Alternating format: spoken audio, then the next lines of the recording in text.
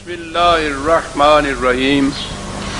عزیزان من، آج جنوری 1923 تاریخ ہے اور درس قرآن کریم کا آغاز یوں کہیے کہ سورہ المزمل سے ہو رہا ہے۔ سابقہ دو درسوں میں جو حقائق سامنے آئے، میں نے دیکھا کہ انہوں نے سامعین کے ذہنوں میں ارتعاش پیدا کر دیا، اور یہ علامت بڑی خوش آئند ہے کہ کچھ جمود ٹوٹا۔ احباب یکے بعد دیگرے آتے رہے اور ایک ہی سوال تھا جو وہ دہراتے رہے، اس کا ملخص یہ تھا کہ قرآن کی روح سے نبی اکرم صلی اللہ علیہ وسلم جو انقلاب لائے وہ یقیناً بڑا حیرت انگیز تھا، لیکن اس کے بعد یہ جو انقلاب معکوس آیا یہ اس سے بھی زیادہ تعجب انگیز ہے۔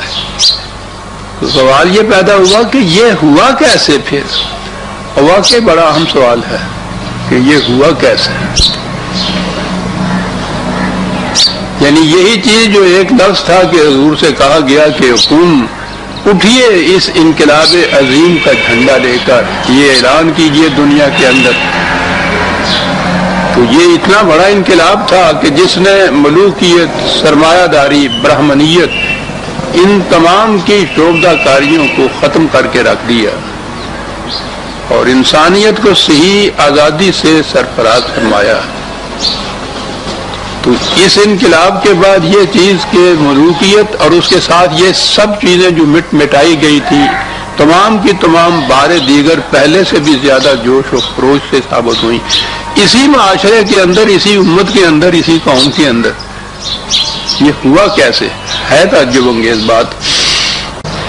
یہ امیہ کے دور میں تو یہ چیز ایسے نہیں ہوئی تھی۔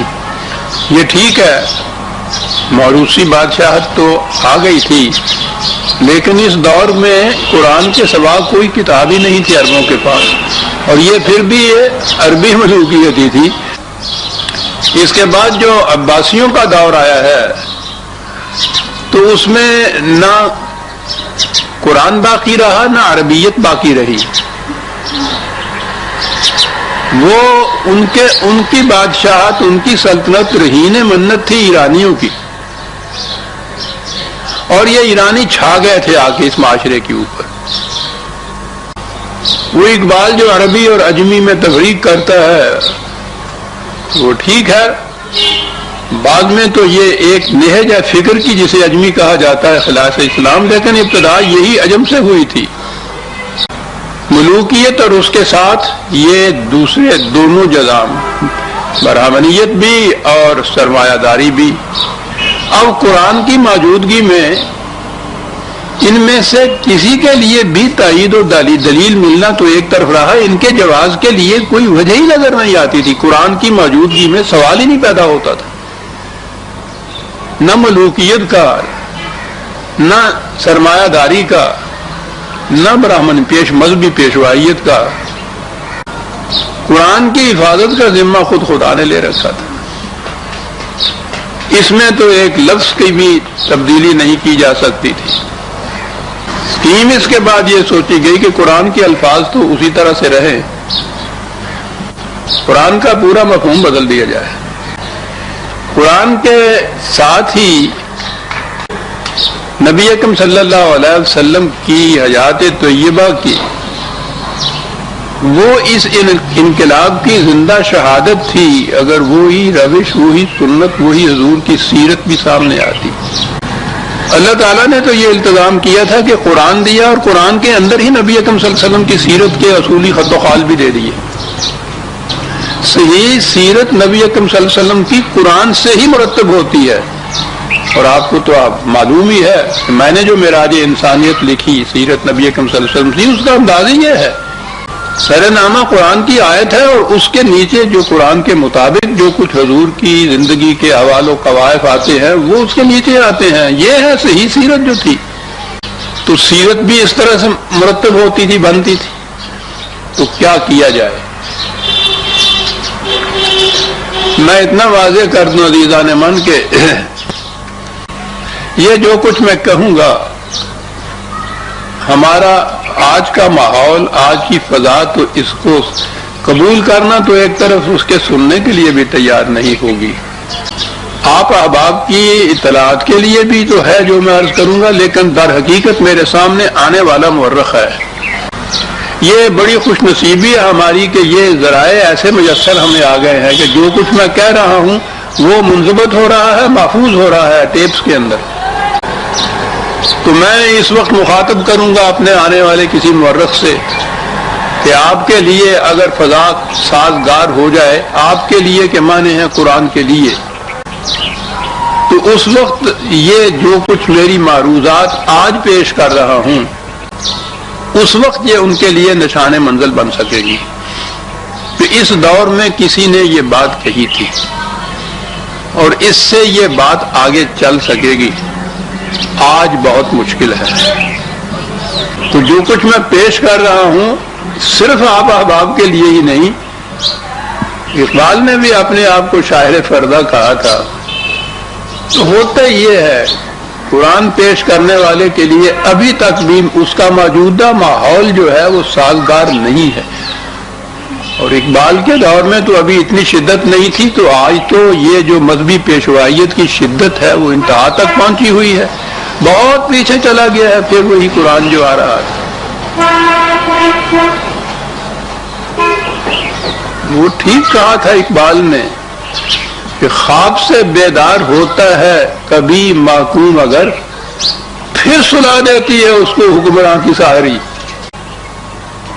یہ پچھلی صدی ہمارے لیے خوش بختی کی تھی کہ سر سید جیسی شخصیت پیدا ہوئی، اس نے یہ جتنی بھی برہمنیت کی، مذہبی پیشوائیت کی، قدامت پرستی کی یہ تاریکیاں تھیں، بڑی حد تک اس نے کوشش کی کہ قرآن کو لے آیا، فضا میں یہ بات گونجی۔ اس کے بعد اقبال آ گیا، اس نے بہت کچھ اس کے لیے کیا۔ اس کے بعد اسی روش کے اندر قائد اعظم نے بھی قرآن اور قرآن یہی کچھ کہا۔ اس کے بعد آگے بات کرنے سے کچھ مجھے تھوڑی سی ہچکچاہٹ آتی ہے کہ اپنا نام آ جاتا ہے۔ میں نے بھی اسی سلسلے کو آگے چلایا، 50 برس ہو گئے ہیں مجھے قرآن کہتے ہوئے، لیکن یہ دور جو ہے اس شدت سے ابھرا ہے اس کے خلاف کہ آج تو یہاں تو بات کرنے کو ترستی ہے زبان میری، لیکن میں نے عرض کیا ہے کہ غنیمت ہے کہ یہ چیزیں محفوظ ہو رہی ہیں۔ تو میں کہہ یہ رہا تھا کہ پھر ہوا کیا، عباسیوں کے دور میں یہ اجمی سازش جو تھی، ایرانی سازش جو تھی، انہوں نے عربوں کے ہاتھوں جو ان کو شکست ہوئی تھی اس شکست کا بدلہ لینا تھا۔ عربوں سے ہی نہیں، انہیں معلوم تھا کہ یہ قرآن کی وجہ سے ایسا ہوا ہے، تو یہ سارا انتقام قرآن سے لینا تھا۔ اس کے لیے کیا کیا جائے؟ قرآن اپنے الفاظ میں رہے، نہ قرآن کا مفہوم قرآنی رہے، نہ نبی اکرم صلی اللہ علیہ وسلم کی سیرت قرآنی رہے۔ مورخ کے لیے یہ لمحے بڑے غور طلب ہیں کہ اس سے پیشتر آپ کے ہاں احادیث کا کوئی مجموعہ تھا ہی نہیں۔ ایک مجموعہ ہے موطا جسے کہتے ہیں امام مالک کی، اس میں صرف انہوں نے مدینے میں جو اصحاب رسول صلی اللہ علیہ وسلم سے ان کا جو مسلک تھا صرف اس میں اس کو لکھا ہے انہوں نے، اور ان کی بھی کیفیت یہ ہے کہ وہ ہر سال اپنے اس مجموعے میں سے خود ہی روایات کم کرتے جاتے تھے، 300 سے 500 تک اس کے اندر زیادہ سے زیادہ روایات ہیں، اور وہ مدینہ کے اصحاب کا ہی مسلک ہے۔ یہ جو ہمارے ہاں پھر بعد میں مجموعے ہوئے کہ 6-6 لاکھ ایک راوی کو حدیثیں ملی، اور ان کا سارا مجموعہ گنا جائے تو وہ قریباً 10 لاکھ کے قریب بنتا ہے۔ اس میں سے انہوں نے منتخب کر کے ایک مجموعہ مرتب کیا، ان میں بھی ہزاروں کی تعداد کے اندر آئے۔ وہ ان میں سے 6 تو ایسی ہیں جن کو صحاحہ ستہ صحیح طریق قبول کیا گیا، پھر ان میں سے 2 ایسی ہیں صحیحین جن کو کہا گیا بخاری اور مسلم۔ یہ عجیب چیز ہے کہ یہ 6 کے 6 جو تھے یہ ایرانی تھے، یعنی کوئی عرب محدث ایسا نہیں ہے کہ جس نے یہ جو جمع کی ہوئی روایات اور یہ حدیث کے مجموعے مرتب کیے ہوں، کوئی ایک نہیں ہے ان میں سے۔ ان مجموعوں کے اندر بہرحال وہ اب بھی موجود ہیں، دیکھے جا سکتے ہیں۔ ان میں تو مرتب کی نبی اکرم صلی اللہ علیہ وسلم کی سیرت۔ یہ جو تعجب آپ کو ہوا نا کہ قرآن نے تو کہا تھا کہ قم اللیل الا قلیلا، کیونکہ ان لک فی النہار سبحا طویلا، دن بھر اتنا بڑا بھرپور پروگرام ہوتا ہے تمہارے سامنے رسول کہ تمہیں فرصت ہی نہیں مل سکتی۔ اس لیے ٹھیک ہے رات کو پھر سوچنا ہوتا ہے، آج کا جو کچھ کیا ہے اس پہ نظر ثانی کرنا، کل کے لیے پروگرام مرتب کرنا، صحابہ کی تربیت کرنا، ان کو اس کے لیے تیار کرنا، وہ اتنا عظیم پروگرام۔ یہ ہم سے نہ پوچھیے عزیزان من، یہ جو غیر مسلم مورخ مستشرق ہیں ان سے پوچھیے کہ جب وہ کہتے ہیں کہ پتہ نہیں کہ کیا قوت تھی ان کے پاس کہ چند سالوں کے عرصے میں ایران اور روما جیسی سلطنتوں کے تختے الٹ دیے، مملکتیں نہیں الٹ دی، ان کی تہذیبوں کو، ان کی تمدنوں کی جڑیں نکال دی۔ ایک فرد عرب کی سرزمین سے ان کہتے ہیں، ان کی سمجھ میں بات نہیں آتی کہ یہ کیا ہوا۔ اتنا عظیم انقلاب تاریخ انسانیت اس کی مثال نہیں پیش کر سکتی۔ عرب اور عجم یا ایران اور روم ہی نہیں، انسانیت کی تاریخ پوری اتنا عظیم انقلاب اتنے تھوڑے عرصے میں اتنے کم ذرائع کے ساتھ مثال ہی نہیں کہیں ملتی اس کی صاحب۔ وہ دانتوں میں انگلی دبا کے بیٹھ جاتے ہیں۔ ذرا پڑھیے ان کے ہاں جو انہوں نے جس طرح سے لکھا ہے اس کے لیے۔ تو پہلی چیز جو یہ ہوئی کہ میں نے عرض کیا تھا کہ یہی بات قم اللیل الا قلیلا، تو خدا کو یہ بات کہنی پڑی کہ ٹھیک ہے ضرورت ہے کہ دن میں اتنا کام ہوتا ہے کہ فرصت نہیں تمہیں ملتی کہ سکون و سکوت کے ساتھ یکسو ہو کے پھر غور و فکر کیا جائے۔ ایک انقلابی کے لیے آپ سوچئے کہ کتنی ضرورت اس بات کی ہوتی ہے کہ جو کچھ کیا ہے اس پہ نظر ثانی ہو، کل آنے والا پروگرام مرتب کیا جائے، پھر اپنے ساتھیوں کو تیار کیا جائے، سمجھایا جائے، تربیت دی جائے، پوائنٹس دیے جائیں۔ دن رات کا کام ہے۔ ان لک فی النہار سبحا طویلا، یہ چیز تھی کہ جس کے لیے کہا۔ میں ابھی اور عرض کروں گا کہ کیا کہاں کہاں کہا قرآن نے۔ قرآن کی روح سے یہ چیز آتی تو معلوم ہوتا کہ کون سا یہ مہیر العقول انقلاب تھا جس کے لیے اس پروگرام کی ضرورت تھی۔ نہایت آسانی سے اس میں آ گیا کہ نبی اکرم صلی اللہ علیہ وسلم رات کو پھر جب ساری دنیا سوتی تھی تو نفل پڑھنے کے لیے کھڑے ہو جاتے تھے، اور وہ ساری رات نفل اتنے پڑھتے تھے کہ حضور کے پاؤں سوج جایا کرتے تھے۔ اب یہ ہو گیا اس کا سیرت نبی اکرم صلی اللہ علیہ وسلم قم اللیل کی۔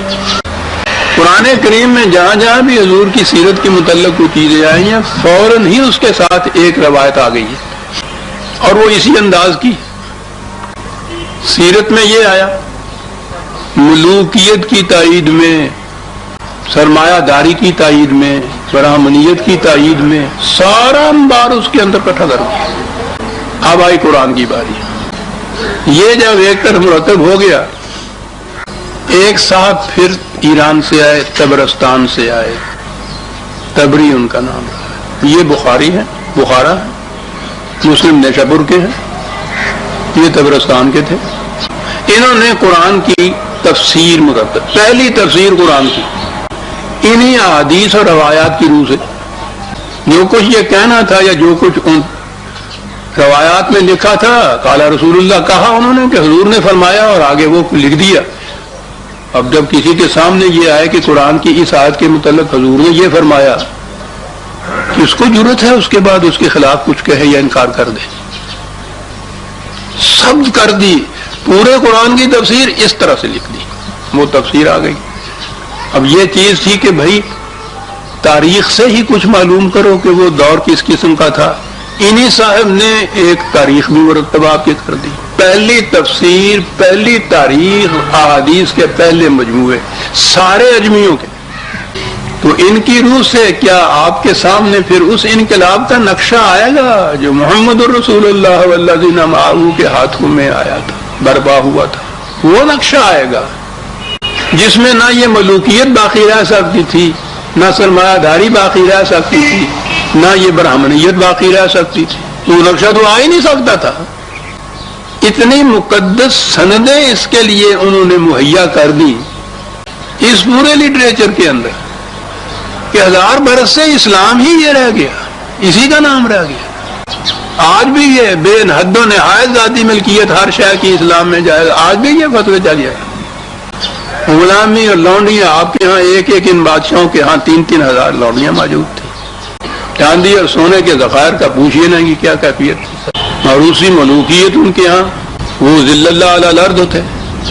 سب کچھ یہ کرنے والے، یہ مذہبی پیشوائیت، یہ ہے عزیزان من قرآن کی وہ تفسیر، یہ ہے نبی اکرم صلی اللہ علیہ وسلم کی وہ سیرت جسے سنت رسول اللہ کہا جاتا ہے۔ ان کی روح سے اسلام کا یہ حیولہ اور یہ نقشہ بنا جو مرتب چلا آ رہا ہے ہمارے ہاں۔ ملوکیت اس کے خلاف لب کشائی کر رہے تھے، اسی انداز حکومت کے لیے پھر قوانین بنے، فقہ کے قوانین جنہیں کہتے ہیں آپ، انہی پہ مبنی ہیں وہ سارے۔ ان کو ابدی قرار دیا، غیر متبدل قرار دیا کہ اسی طرح سے وہ قیامت تک کے لیے امت مسلمہ کے اوپر نافذ کیے جائیں گے۔ میں یہ اتنا عرض کر دوں کہ مجھے یہ جتنے بھی یہ حضرات ہیں، بہرحال ہمارے ہاں تو جو بھی گزرے ہوئے ہیں ان کا نام بھی تعظیم سے لینا چاہیے، تو یہ تو بہرحال ہیں ہی بزرگوں کے ساتھ میں مشہور، اس لیے کسی کی تنقیر اور تحقیر مقصود نہیں، واقعات تاریخ کے ہیں وہ ہے۔ معلوم نہیں کہ یہ ان لوگوں کی طرف جو منسوب کیا جاتا ہے انہوں نے یہ کہا تھا یا نہیں کہا تھا۔ اس زمانے میں تو کچھ چھاپے خانے بھی نہیں تھے کہ کوئی چھپی ہوئی کتاب ہی ان کی ہوتی۔ فقہ حنفی ساری دنیا کے اندر اتنی مشہور چلی آ رہی ہے، اور آج یہ خود کہا جا رہا ہے کہ امام ابو حنیفہ علیہ الرحمہ نے کوئی فقہ کی کتاب ہی مرتب کر کے نہیں دی تھی، تو یہ ساری حنفی کہاں سے پھر وہ آ گئی؟ تو اس سے ہمیں غرض نہیں ہے کہ یہ حضرات جو تھے وہ کس حد تک اس کے ذمہ دار تھے، ان کے طرف منسوب کردہ یہ ساری کتابیں تو آج موجود ہیں نا، تو اب ان کا نام تو یہی لیا جائے گا نا، بخاری کہا جائے گا، مسلم کہا جائے گا، فقہ حنفی کہا جائے گا، جو کچھ بھی ہے، جو بھی اس کے ذمہ دار تھے۔ اشخاص سے غرض نہیں ہے، جو کچھ اس کا محاصل ہمارے پاس موجود ہے، جو سند پیش کی جاتی ہے اس سے غرض ہے۔ جس نے یہ بات کہی کہ بھائی قرآن موجود ہے، قرآن کی روح سے ان کو ایک دفعہ چھان پھٹک کے تو دیکھ لو، جو اس کے مطابق ہے اسے صحیح سمجھو، جو اس کے خلاف جاتا ہے سمجھ لو کہ وہ غلط منسوب ہوئی ہے رسول اللہ کی طرف، اس کو تختہ دار پہ ان کا تقدس برقرار رہے، اس کے خلاف آواز نہ برپا۔ یوں ان آیات کی تفسیریں مرتب ہوئی، یوں نبی اکرم صلی اللہ علیہ وسلم کی سیرت مرتب ہوئی، یوں انہیں ایسا بنا دیا کہ وہ انٹچڈ بائی ہے، کوئی اس کو چھو نہ سکے کسی طرح سے بھی، اس پہ تنقید نہ کی جا سکے۔ چھان پھٹک تو بہت بڑی بات ہوتی ہے، جیسا میں نے ابھی عرض کیا تھا کہ قم اللیل الا قلیلا، کہا تو یہ کیا تھا، انا لگا بالنہار سبحا طویلا، بات بڑی حساس تھی کہ دن میں اتنا کام ہے۔ اب وہ سبحا طویلا جو ہے وہ سبحا تسبیح کے اوپر آ گئی، صاحب وہاں سے ایک لفظ تسبیح آئی اور تسبیح آ گئی ہے دانے والی۔ اسلام تو ایک طرف، مومن تو ایک طرف، عرب اس سے ناشنا سے یہ جو دانوں والی تسبیح ہوتی ہے یہ بدھوں کی ہے، وہاں سے عیسائیوں کے راہبوں نے لی، وہاں سے یہ شام کے راستے سے کوئی 200 سال کے بعد مسلمانوں میں آئی۔ اب یہ قرآن میں جہاں بھی صبح کا لفظ آیا وہ تسبیح آ گئی کہ دن بھر تسبیح پھیرتے رہا کرو، رات کو نفل پڑھتے رہا کرو۔ سورہ بنی اسرائیل کی وہ بڑی اہم آیت، عام طور پہ جس کو دہرایا جاتا ہے، اقم الصلاۃ لدلوک الشمس الی غسق اللیل وقرآن الفجر ان قرآن الفجر کان مشہودا۔ میں ادھر چلا جاؤں گا تو موضوع سے دور نکل جاؤں گا، کتنا عظیم پروگرام یہاں دیا ہوا ہے۔ اتنا صرف عرض کر دوں، اقم الصلاۃ جو ہے قیام صلاۃ، میں نے عرض کیا ہے نا کہ صلاۃ صرف نماز نہیں ہے، یہ پورا ایک نظام ہے جس کے اندر ہر فرد قوانین خداوندی کی اطاعت مطابق پیچھے چلنا اس کے معنی ہوتا ہے، کرتا چلا جاتا ہے۔ قیام کے لفظ پہ غور ہی نہیں کیا جاتا، قائم کرنا، اسٹیبلش کرنا تو کسی نظام کا ہوتا ہے۔ جیسا میں نے پچھلی دفعہ عرض کیا تھا، آج بھی جو نماز پڑھتے ہیں وہ کبھی نہیں کہتے کہ ہم نماز قائم کر کے آئے ہیں یا میں نماز قائم کرنے جا رہا ہوں، لکھنے میں تو یہ آتا ہے کہ نماز قائم کرو۔ یہ قیام تھا ایک نظام کا، اور اس میں لدلو کے شمس الی غسق اللیل، یہ بات پھر دوسری طرف چلی جائے گی۔ بات تو یہ ہے کہ طلوع آفتاب سے لے کے شام غروب ہونے تک یہ سارا لدلو کے شمس الی غسق اللیل، تھوڑی سی عربی جاننے والے بھی جانتے ہیں کہ یہ سارے دن کا کوئی پروگرام ہے، یہ اس میں کرو۔ اور قرآن الفجر طلوع سحر سے بیشتر کا وقت کہا ہے، بڑا سکوت افزا ہوتا ہے، سوچنے کے لیے، غور کرنے کے لیے بڑا ہی توجہ طلب وقت، وہ وقت ایسا ہوتا ہے کہ قرآن کا مفہوم و معنی ابھر کر سامنے آ جاتے ہیں انسان کے سکوت و سکون میں، یکسوئی میں۔ یہ کچھ کرو، دن بھر پورا پروگرام یہ کرو، وَمِنَ اللَّيْلِ فَتَهَجَّدْ بِهِ نَافِلَةً لَكَ۔ رات کے ابتدائی دور میں تو سورہ مزمل میں آیا ہے کہ آپ کے ساتھ رفقا بھی ہوتے تھے، ان کے ساتھ بات کہا کہ اس کے بعد جب یہ ان کے ساتھ معاملہ ختم ہو جائے تو رات کے آخری لمحات میں یا آخری ساعتوں میں، late hours in the night جسے کہتے ہیں، اس وقت پھر اٹھو، لیکن یہ باقیوں کے لیے نہیں، صرف آپ کے لیے ہے، تنہا اس کے اوپر پھر غور کرو۔ یہ تہجد کے معنی ہوتا ہے اس طرح سے اٹھنا رات کے آخری تنہائی وقت کے اندر غور و فکر کے لیے، یہ ہوگی تہجد کی نماز۔ اب ساری باتیں جو چلی آ رہی ہیں اس پہ ہیں کہ تہجد کی نماز میں کتنی رکعتیں ہوتی ہیں، یہ کاہے کے لیے اٹھنا تھا، یہ سارا دن یہ کچھ کرنا، رات کے ابتدائی حصے میں اپنے رفقا کے ساتھ بحث و تمہیز کرنا، پھر آخری وقت، آخری اورز جو ہیں رات کے، ان میں تنہا اٹھنا نافلتاً لک، یہ آپ کے لیے۔ اور نافلتاً کے معنی ہوتا ہے جو چیز والنٹریلی کی جائے، فریضہ نہیں ہے، آپ کے ذمے ہے یہ۔ اٹھیے اس وقت، کیونکہ قرآن الفجر کانا مشہودہ، اس وقت غور و فکر جو کیا جاتا ہے یکسوئی میں، تو اس کے مفہوم و مطالب مشہود طریق کے اوپر سامنے آ جاتے ہیں۔ یہ کچھ کہو، اس سے ہوگا کیا؟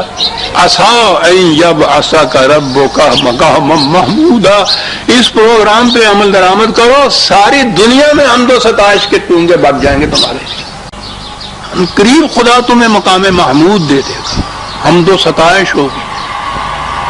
کہا گیا کہ یہ مقام محمود جو ہے حضور کا، یہ دیا گیا، کہنے لگے کہ یہ جتنی نعتیں حضور کی پڑھی جاتی ہیں دنیا میں کسی کی بھی نہیں پڑھی جاتی، چلیے یہ مقام محمود ہو گیا۔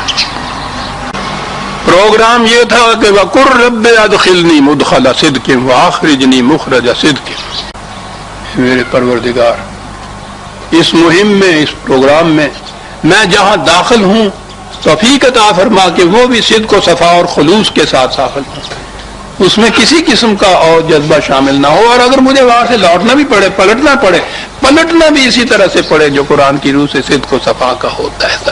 وَاجْعَلْ لِي مِن لَّدُنْكَ سُلْطَانًا نَصِيرًا، اور اپنی طرف سے توفیق اور نصرت عطا فرماتا چلا جا کہ ہر مہم میں میں کامیاب لوٹوں۔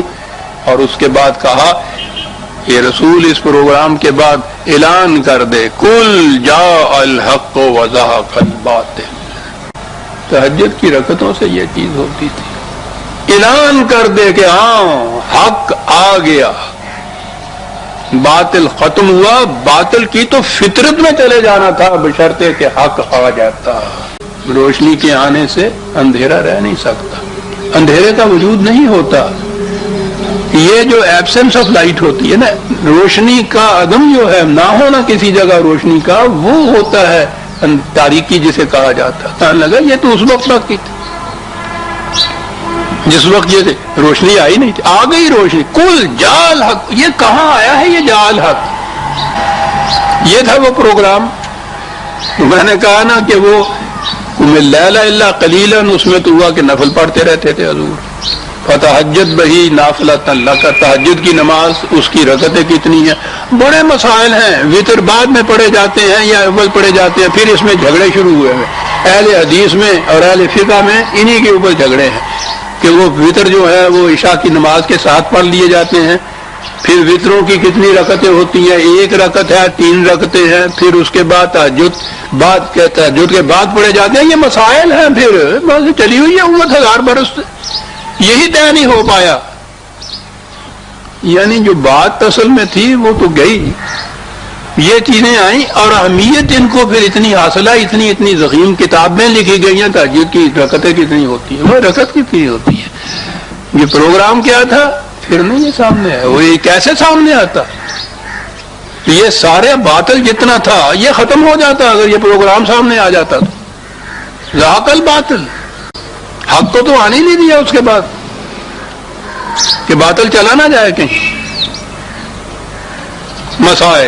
مسائل تھا ایک اور مقام کے اوپر بھی، یہ جو قرآن کریم میں آپ دیکھیں گے، میں نے عرض کیا ہے نا کہ نبی اکرم صلی اللہ علیہ وسلم کی سیرت طیبہ بڑی شان سے مرتب ہوتی ہے، قرآن کی روح سے بڑی حسین ہوتی ہے وہ سیرت۔ اِنَّا نَحْنُ نَزَّلْنَا عَلَيْكَ الْقُرْآنَ تَنزِيلًا 76/23۔ وہ پہلا جو تھا وہ سورہ بنی اسرائیل کا تھا 17/79، ریفرنس لکھنی ہو تو قرآن نازل کیا۔ فَاصْبِرْ لِحُکْمِ رَبِّکَ، اور فرمائیے حضور سے کہا جا رہا ہے استقامت سے جمے رہو خدا کی اس حکومت کے لیے۔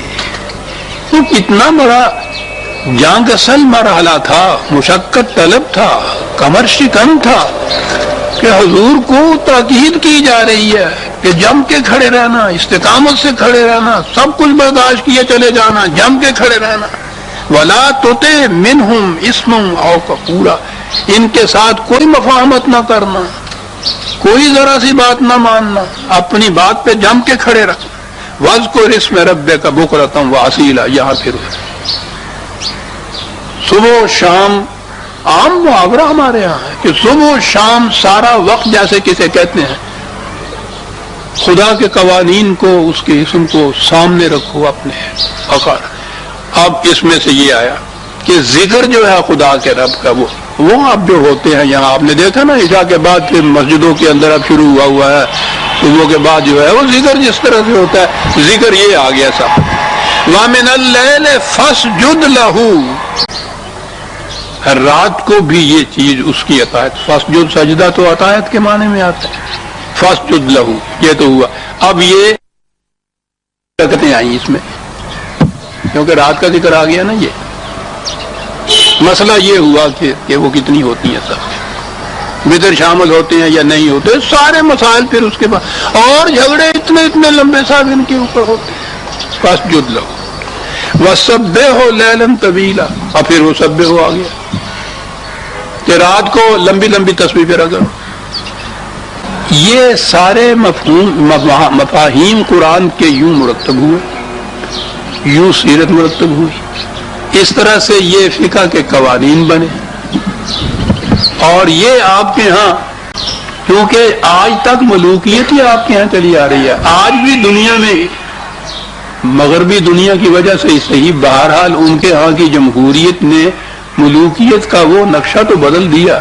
آج بھی اپنے آپ کے ہاں ملوکیت جو ہے وہ مسلمانوں کے ملکوں کے اندر ہے، جہاں نہیں ہے وہاں یہ جتنے مسائل ہیں یا جس قسم کی یہ سیرت مرتب ہوئی ہے حضور کی، اس کو اتنی اہمیت اور تقدس حاصل ہے، حکومت نہیں بھی ہے تو اس کو ہاتھ نہیں لگانے دیا جاتا، تنقید نہیں اس پہ کی جا سکتی، پرکھا نہیں جا سکتا، پھٹکا نہیں جا سکتا، قرآن کی روح سے کوئی چیز کسی معاملے پہ بحث نہیں کی جا سکتی۔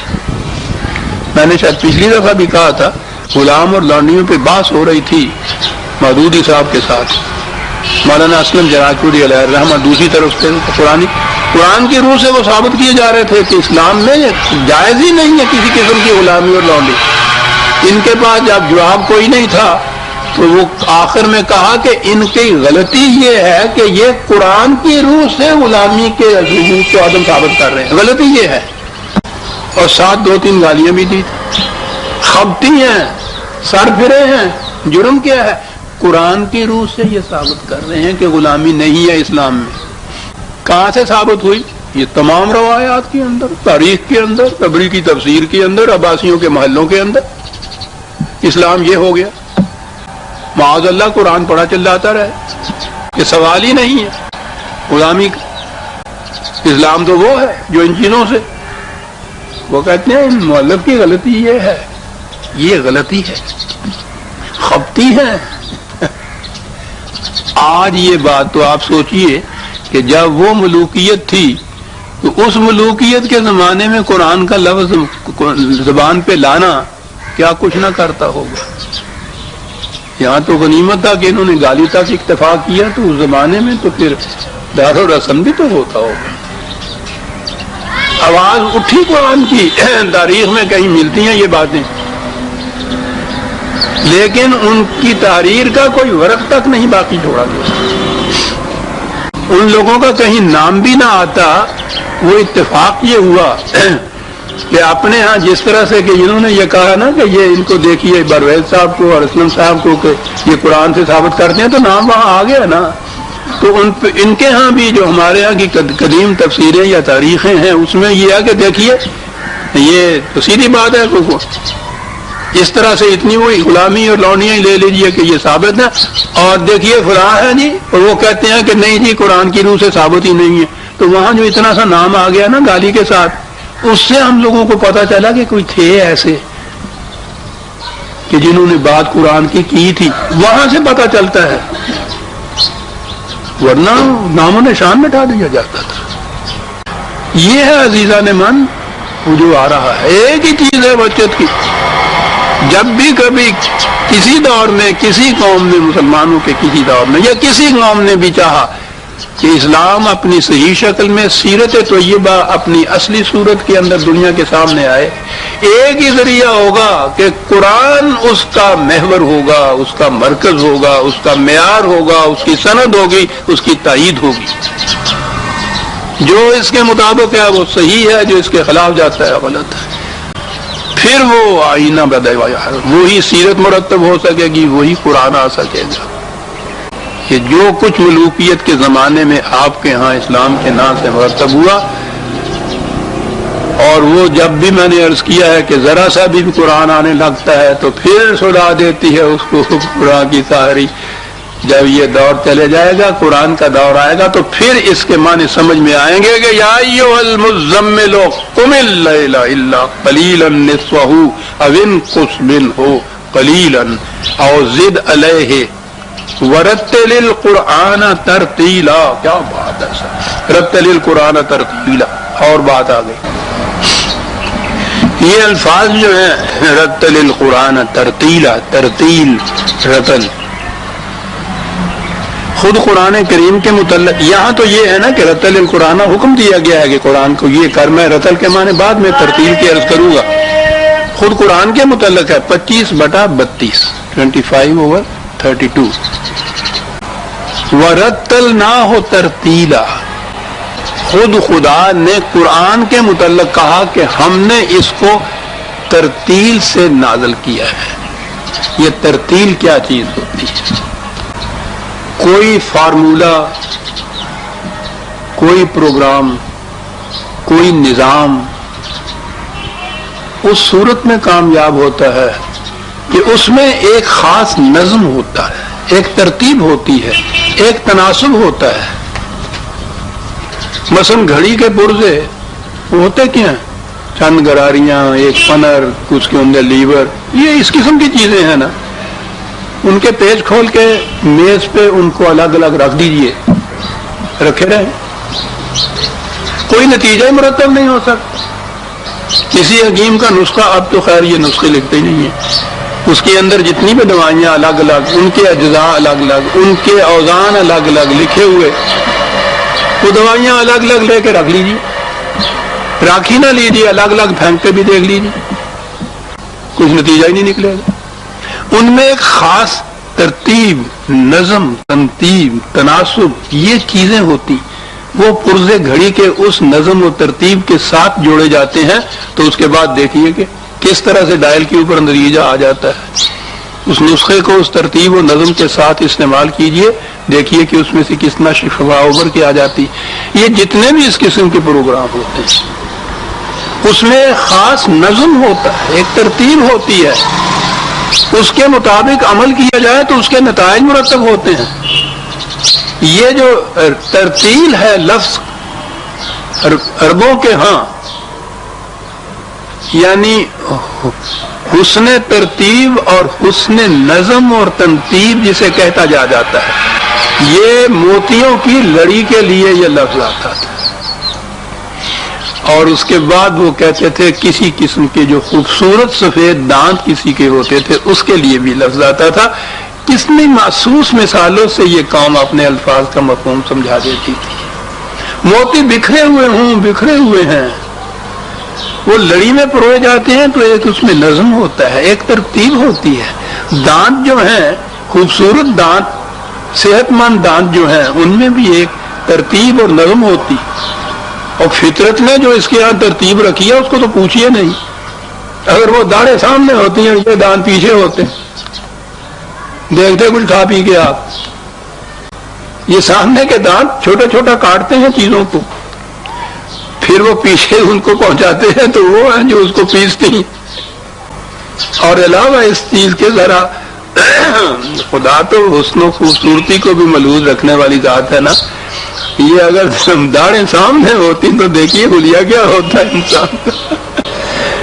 یہ قوم کیسے سمجھاتی تھی ترتیل کا مفہوم؟ خوبصورت صحت مند سفید دانتوں کی لڑی سے، موتی کی لڑی سے تشبیہ دے کے اور یہ سمجھانا، رتل القرآن ترتیلا۔ خدا نے کہا کہ ہم نے قرآن میں ایک خاص نظم رکھا ہے، خود ہی کہا کہ یہ نظم قائم ہوگا۔ ہم نے تصریف آیات سے یہ بات رکھی ہے، مختلف مقامات کے اوپر یہ چیزیں ہیں، ان کو ایک ربط کے ماتحت ایک جگہ لے کے چلے آئیے۔ موتیوں کی لڑی کی طرح پڑھایا جاتا ہے قرآن کا مفہوم عزیزان ایمان، تبویب اسے کہتے ہیں، کلاسیفیکیشن جسے کہتے ہیں۔ اور عجیب چیز ہے، اور یہ چیزیں تو بہرحال یہ کہنے والا گناہگار اپنے ذاتی مشاہدہ، میری تو عمر بھر اس میں گزری، میری کتابیں موجود ہیں، تبویب القرآن موجود ہے آپ کے یہاں، مفہوم القرآن موجود ہے۔ اس انداز سے قرآن کی آیات کو کلاسیفائی کر کے ایک موضوع کے اعتبار سے اس کو لے آئیے اور قرآن کے نظم کے اعتبار سے ان کو میں ترتیب دیجئے، آپ دیکھیے کس طرح سے قرآن کا مفہوم ابھرتا ہوا سامنے آ جاتا ہے۔ اور ہم تو ابھی پھر صرف الفاظ تک ہی رہتے ہیں نا، تحریروں میں یہ بات ہے نا، اگر کہیں وہ قرآنی نظام حکومت کی بات آ جائے تو وہ جو قرآن نے پھر اس میں نظم اور خود ترتیب بتائی ہے یہ اس کے مطابق ہوگا نا، ابتدا کیسے کی جائے گی، شروع کا پروگرام کیسے ہوگا، کس طرح آگے بڑھتے چلے جائیں گے۔ قرآن میں عزیزان ایمان سارا پروگرام دیا ہوا ہے۔ یہ مکی اور مدنی زندگی جو ہے یوں ہی تاریخی حادثے نہیں ہے، یہ وہی جو نظم قرآنی کا پروگرام ہے، یہ اسی کے مطابق یہ سب کچھ ہوا تھا جو حضور نے کیا تھا۔ اور جب بھی کبھی پھر اسی انداز کی مملکت یا نظام قائم ہوگا تو اسی انداز اسی ترتیب سے ہوگا۔ جب بھی گھڑی گھڑی بنے گی تو وہ اس میں وہی نظم ہوگا کہ جو گھڑی کے پرزوں میں رکھا جاتا ہے۔ آئیے اب اے وہ کہ جو اب تم جماعت کی تیاری میں مصروف ہو مزمل، آپ کو سمجھ میں آ گئی نا بات، پچھلی دفعہ سامنے آئی تھی۔ دن بھر بڑا کام کرنا پڑتا ہے، تمہیں تھکے ہوئے ہوتے ہو، رات کو جاگتے ہو، یہ بھی ضروری ہے، لیکن زیادہ وقت نہ جاگو، صحت پہ بڑا اثر پڑے گا۔ پھر ساتھی بھی ہیں آگے آتے ہیں، یہ وہ تھکے ہوئے بھی ہوتے ہیں، بیمار بھی ہوتے ہیں، ان کو جانے دیا کرو۔ قم اللیل نصفہ او انقص منہ قلیلا او زد علیہ، آدھی رات حسب ضرورت، کبھی کم کبھی کچھ زیادہ، یہ کچھ کرو۔ کاہے کے لیے؟ رتل القرآن ترتیلا، جو پروگرام تمہارے سامنے ہے قرآن کی روح سے اس میں ایک نظم پیدا کرو۔ اس کے لیے تھا وہ جاگنا صحابہ کے ساتھ کہ کل کا پروگرام کیا ہوگا بھائی۔ قرآن کیا ہدایت دیتا ہے؟ قرآن عزیزان ایمان مسائل ہی نہیں بتاتا، وہ کشمکش حیات کے اندر ایک عملی پروگرام دیتا ہے، پروگرام کی ترتیب دیتا ہے، اس کا نظم دیتا ہے، اس کا تناسب دیتا ہے، اس کا توازن دیتا ہے۔ ورتل القرآن ترتیلا، کہا یہ اس لیے انا سنلقی علیک قولا ثقیلا، بہت بوجھل وزنی ایک پروگرام ہے جو تمہارے ذمے لگایا جانے والا ہے، بہت بڑا پروگرام، قولا ثقیلا۔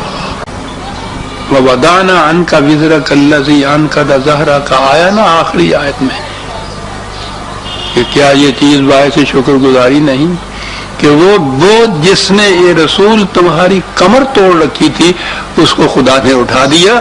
کس قدر آسان ہے یہ تھا وہ بوجھ. سنلقی علیک قولا ثقیلا، بہت بڑا بوجھ، بڑا وزندار پروگرام ہے جو تمہیں دینے والا ہے.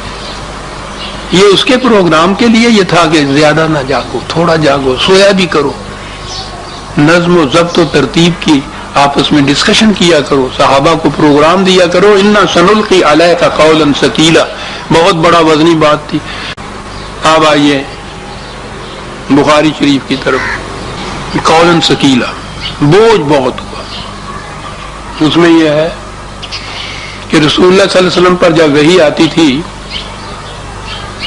تو اس قدر زیادہ وزنی ہو جاتا تھا حضور کا بدن کہ بعض اوقات صحابہ دیکھتے تھے کہ ان کی کسی ران کے اوپر حضور نے اگر سر رکھا ہوا ہے اور آپ کہیں استراحت فرما رہے ہیں تو ان کو پتہ چل جاتا تھا. وہی آتی تھی تو ایسے ہوتا تھا جیسے ران کی ہڈی ٹوٹ جائے گی، اتنا وزن ہو جاتا تھا. یہ قولاً ثقیلا جو ہے اس کی تفسیر ہو گئی.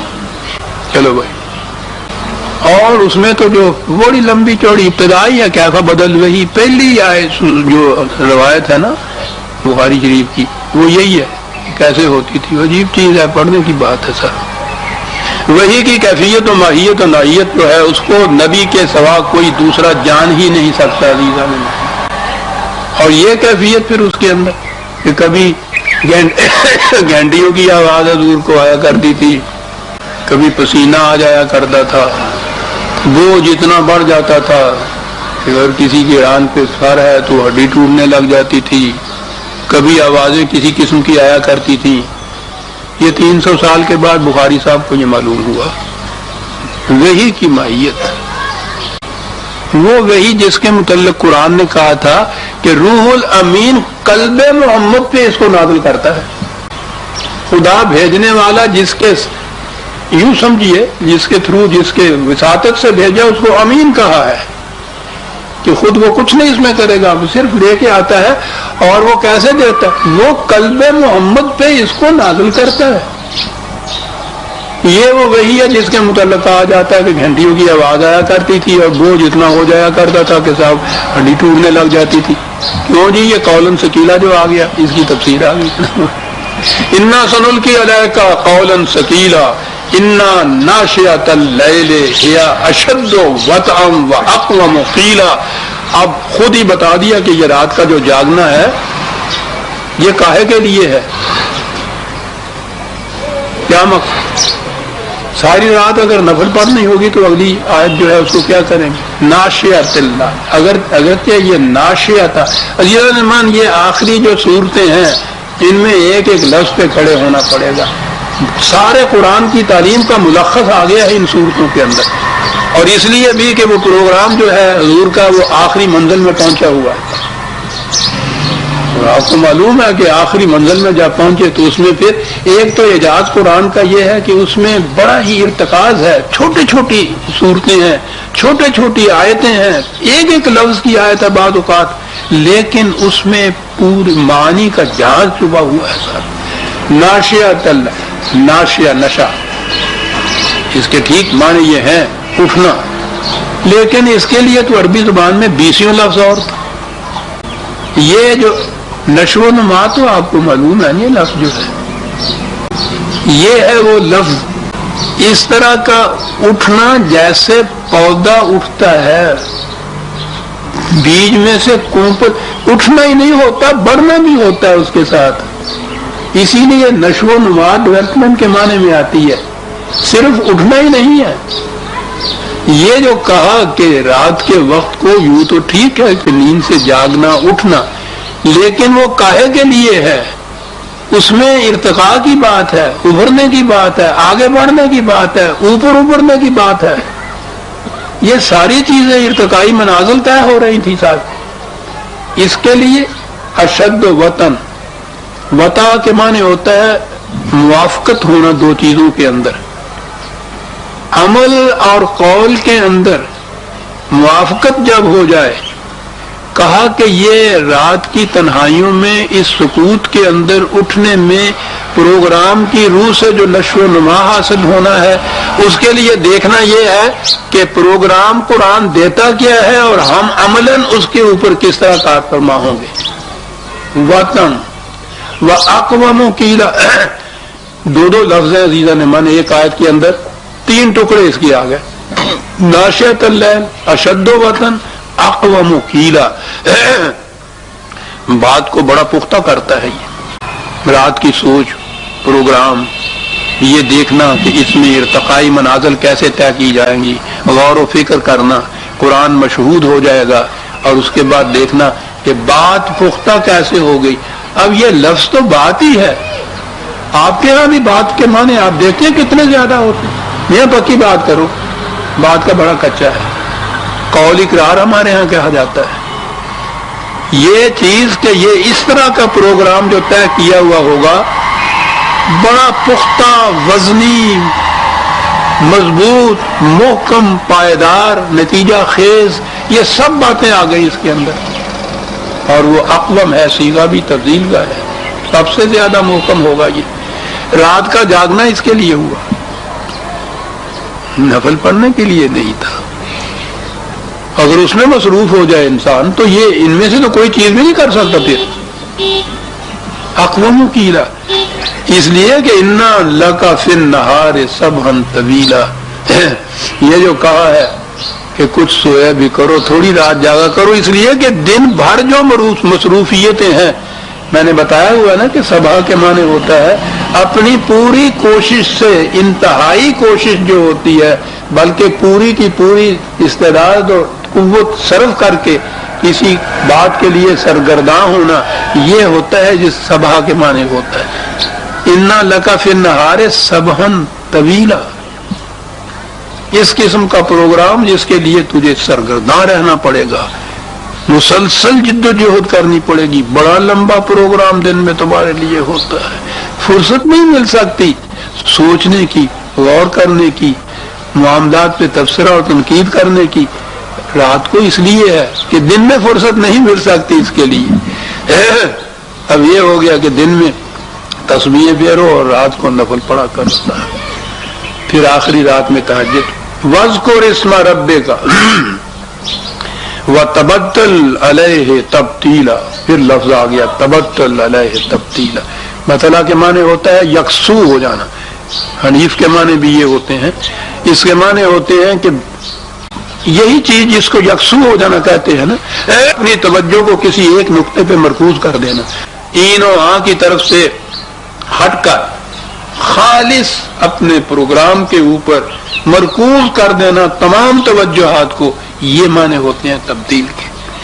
ویسے تو ان کے ہاں نام بھی رکھتے تھے، بطول نام حضرت فاطمہ الزہرا کا لقب تھا، یعنی ادھر ادھر سے توجہ ہٹانے والی پاک پاک باز باعصمت بچی جو تھے اس کو بھی کہتے تھے۔ تو یہ جو یکسوئی تھی اس کے لیے یہ تھا کہ رات کے پچھلے پہر اٹھ کے پھر قرآن کے اوپر غور و فکر کرو اپنے پروگرام کے لیے۔ اور پروگرام کیا ہے؟ وہ 2 منٹ ہیں ابھی۔ پروگرام ہے رب المشرق والمغرب، مقامی نہیں ہے، لوکل نہیں ہے۔ شروع ابتدا کی الحمدللہ رب العالمین، عالمگیر ربوبیت کا پروگرام۔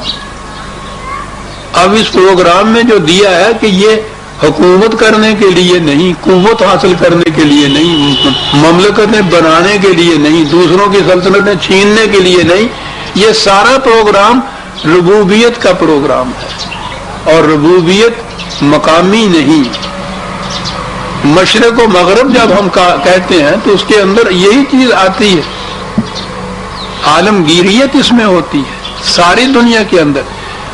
اس زمانے میں اگر دیکھیا جائے تو عرب کے مشرق اور مغرب کے اندر اگر آپ لیں گے تو وہ بھی وہاں کی پوری آباد دنیا آ جاتی ہے، لیکن خدا نے تو مشارق و مغارب بھی کہا ہے یہ سب کچھ، کہ یہ پروگرام عالمگیر ربوبیت کا پروگرام ہے۔ مشرق و مغرب کے متعلق اقبال نے بھی کہا ہے مشرق سے ہو بیزار نہ مغرب سے حذر کر، فطرت کا تقاضا ہے کہ ہر شب کو سحر کر، یہ معنی ہے اس کے۔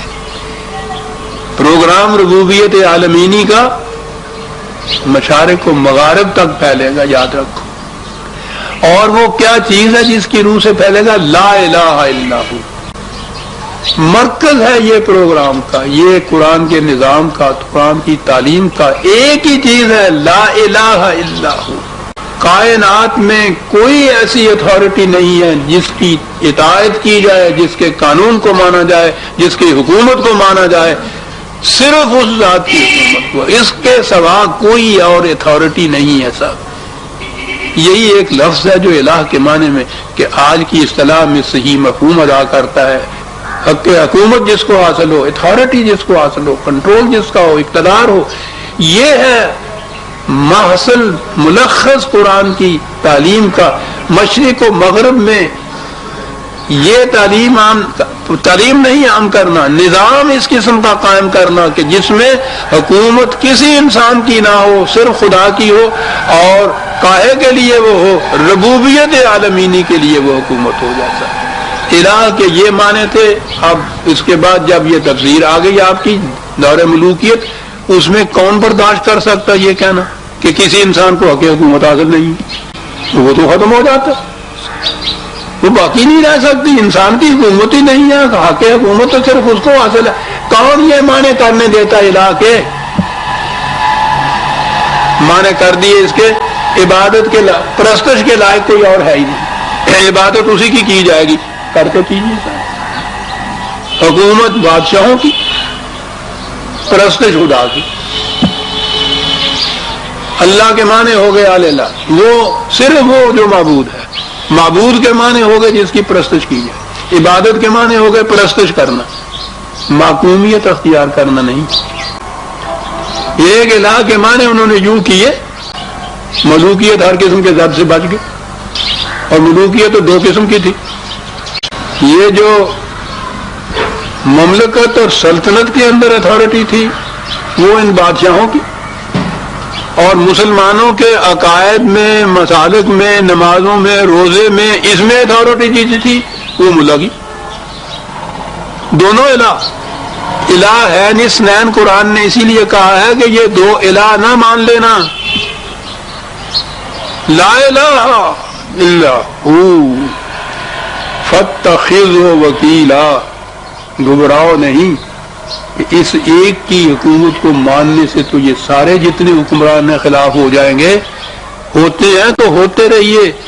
تمہارا پروٹیکٹر، تمہارا محافظ، تمہارا سہارا، تمہارا قابل اعتماد سہارا وہ ہے جو کبھی ٹوٹ نہیں سکتا، اور وہ ذات ہے۔ اس پہ بھروسہ رکھ کر چلو اپنے پروگرام کے اوپر عزیزان من۔ اور بات تو آگے بھی ساتھ چلتی تھی، کیا بات ہے اس پروگرام کی، وَاصْبِرْ عَلَىٰ مَا يَقُولُونَ وَاهْجُرْهُمْ هَجْرًا جَمِيلًا وَذَرْنِي وَالْمُكَذِّبِينَ أُولِي النَّعْمَةِ وَمَهِّلْهُمْ اللہ۔ یہ پھر آئندہ لیں گے، ربنا تقبل منا انک انت السمیع العلیم۔ یہ ہیں یہ صورتیں عزیزان مان۔